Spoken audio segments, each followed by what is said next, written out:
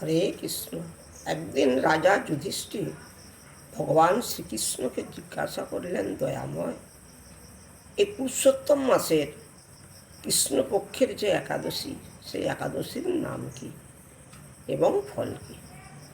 ভগবান শ্রীকৃষ্ণ বললেন, এই পুরুষোত্তম মাসের কৃষ্ণপক্ষের যে একাদশী, সেই একাদশীর নাম পরমা একাদশী।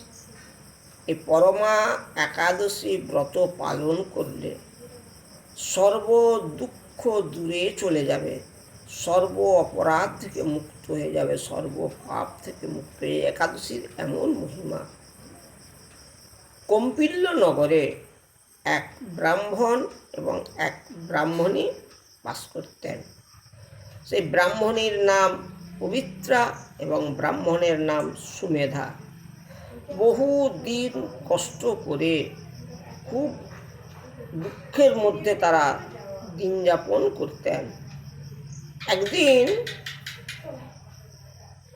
আর কি করতেন, অত দুঃখের মধ্যেও তারা অতিথি সেবা দিতেন। কোনো অতিথি বাড়িতে আসলে তেনাকে সেবা দেওয়ার পর তবে নিজেরা সেবা করতেন। একদিন ওই সুমেধা ব্রাহ্মণ তার স্ত্রীকে বলছে, এই এত দুঃখ কষ্টর মধ্যে কি করে চলবো আমরা? তখন তার স্ত্রী পবিত্রা বলছে, আমরা পূর্বজন্মে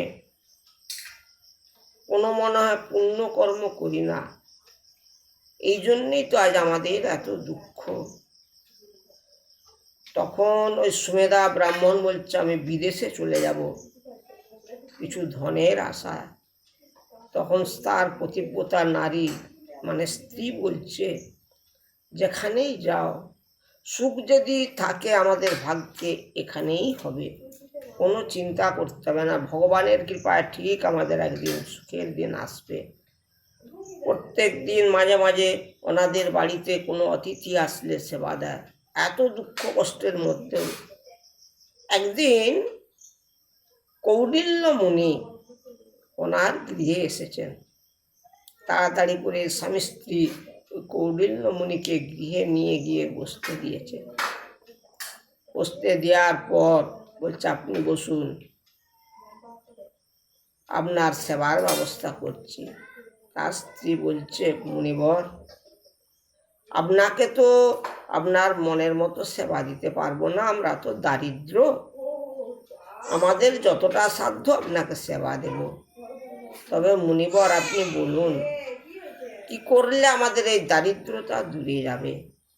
তখন ওই কৌটিল্য মুনি বলছে, তোমরা পুরুষোত্তম মাসের কৃষ্ণপক্ষের যে একাদশী, সেই পরমা একাদশী ব্রত পালন করো। একাদশীর দিন হতে 5 দিন ভগবানের কৃপায়, এই একাদশী ব্রতের কৃপায় তোমাদের সর্ব দুঃখ দূরে চলে যাবে। সেই কৌটিল্য মুনি এই কথা যখন বললেন, ওনারা স্বামী স্ত্রীকে মিলে কৌটিল্য মুনিকে সেবা দিলেন। কৌটিল্য মুনি বাড়ি চলে গেলেন। পরমা একাদশীর আগের দিন নিরামিষ আহার এবং পরপর 5 দিন একবার করে সেবা করেছে। শেষ দিনের দিন স্বপ্নে এক রাজপুত্র দেখা দিলেন। বলছে, তোমাদের কোনো চিন্তা নাই।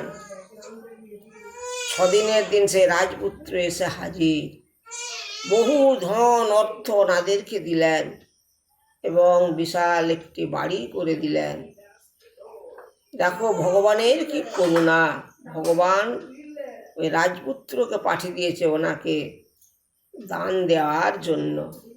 ভগবানের প্রত্যেক দিন সেবা দেয়, অতিথি সেবা করে, এইভাবে থাকে এবং অন্তিমকালে প্রায় একাদশী ব্রতের গুণে প্রত্যেক মাসে 2টি করে একাদশী ব্রত পালন করে। একাদশী ব্রতর ফলে ওনারা বিষ্ণুলোক প্রাপ্তি হলেন, বৈকুণ্ঠবাসী হয়ে গেলেন। হরে কৃষ্ণ। এই একাদশী ব্রত শ্রেষ্ঠ ব্রত, এর উপরে আর কোনো ব্রত নেই। এই জ্যৈষ্ঠ মাসের 27 তারিখ বৃহস্পতিবার পরমা একাদশী ব্রতের দিন একাদশী ব্রত করতে হবে। পরের দিন 28শে জ্যৈষ্ঠ শুক্রবার 9:23 মধ্যে একাদশী পালন করতে হবে। টাইমের মধ্যে পালন না করলে একাদশী ব্রতের ফল পাওয়া যায় না। আমাদের প্রত্যেকের কর্তব্য একাদশী ব্রত করতে। ব্রতের শ্রেষ্ঠ একাদশী, এর উপরে আর কেউ নাই। তাই 27শে জ্যৈষ্ঠ বৃহস্পতিবার পরমা একাদশী। হরে কৃষ্ণ, রাধে রাধে।